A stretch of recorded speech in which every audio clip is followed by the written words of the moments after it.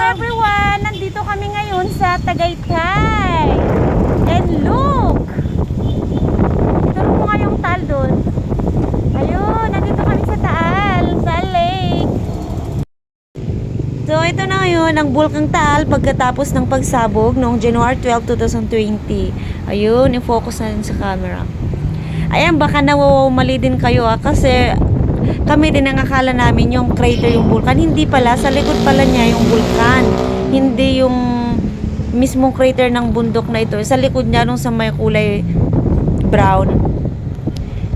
Ayan, so ito ang Bulkang Taal pagkatapos ng pagsabog na nakaapekto noon sa buong Metro Manila at saka ilang parte ng Central Luzon.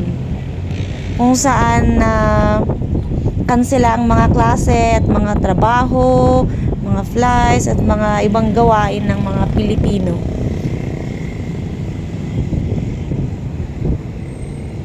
Yung mga nasunog ng mga puno noon at mga halaman ngayon ay okay na. Berdeng-berde na ang kapaligiran dito sa Taal Lake. Thanks God! Sana nga tuloy-tuloy na ang pananahimik ng Bulkang Taal para hindi makapagdulot ng pinsala sa buhay ng mga tao malapit dito sa bulkan. Maraming salamat po sa inyong pagsama at sana hindi kayo magsawa sa mga videos natin na yung mga i-upload pa.